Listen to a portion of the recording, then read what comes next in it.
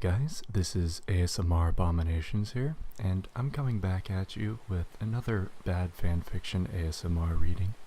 I know it's been about a year since I've last uploaded, and I do apologize, but I just had a feeling that I need to get back to this, so here we go. This is chapter 5 of Sonic High School, and it's titled Preparations. It was the end of the day at school, and it was the time that Sonic and Tails and Knuckles get back on the bus at the bus stop to board it all the way home from school. "We are on the bus now," said Tails. "No more classes." Tails was happy, but sad because he is smart. Sonic and Tails sat down together, and Knuckles sat right in the middle of the aisle, which he usually did not do, but sometimes did when not everybody was on the bus. It looked like Espio and Rogue were not on the bus because they were too busy getting ready to go sex tonight now that they are boyfriend and girlfriend.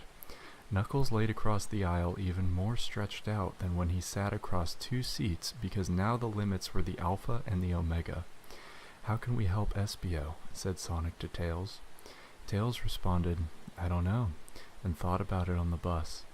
The bus drove bumpy on the bumpful roads all the way home, and then they all got out at the bus stop that they would normally got in the bus at, just like always. Sonic ran out of the bus, and then Tails, and then Knuckles in order.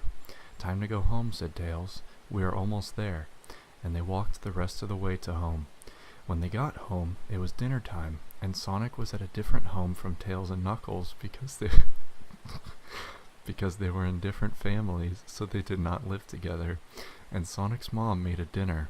Sonic's mom made Chinese food, and Sonic ate it, and at the end there was a fortune cookie, and Sonic broke it open and ate the cookie part and kept the paper that was inside that held a magical fortune on it.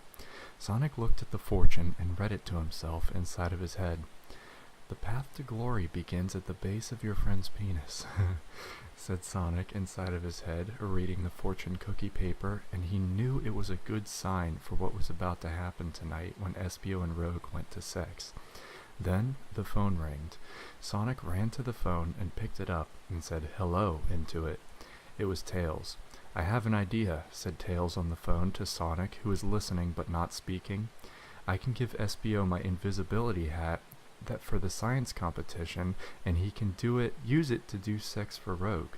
Sonic smiled so wide, like the King of Fire finding out he burned down New York City with only his fire powers.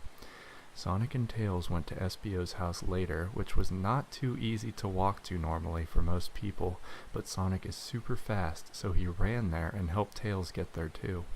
Seeing as Tails is not as fast as Sonic, they knocked on the house and Espio came out of the door. "Here is my invisibility hat that you can use with Rogue tonight to make sex in.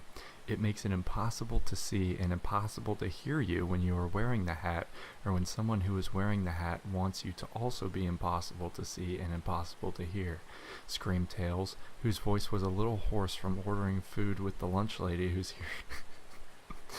whose hearing was lost in an earthquake in her childhood. Tails had to say things he wanted so loud, and she would still say "what," and Tails wondered why she even had ears if she wasn't going to use them. Espio grabbed the invisibility hat from Tails' hands and said "cool, thanks," and kept going, so Sonic and Tails left and wished him luck from far away at their own homes. Back at home, Sonic thought that it would be good that Espio would get sex into Rogue, so then he could explain it to Sonic, and Sonic would know how to find Amy's sex spots even better, because otherwise he would have to read about it online, because all he knew about was kissing, which wasn't really sex, but it was kind of the same thing, and Sonic would just read about it online before talking about it anyway, and he would know the right words for the things then. Sonic sat on his chair, and that was in front of his Sonic computer, and opened up Sonic Instant Messenger and messaged Amy, who was doing the same thing but at her home, and said, "Hey Amy, want to finally become true boyfriend and girlfriend by reaching sex this weekend?" Sonic waited for a long time at his computer, and it seems like Amy was not there because she did not respond to anything. Sonic played games online and beat all the final bosses because he was like an alien sent to Earth to destroy records set by others. Then finally Amy responded.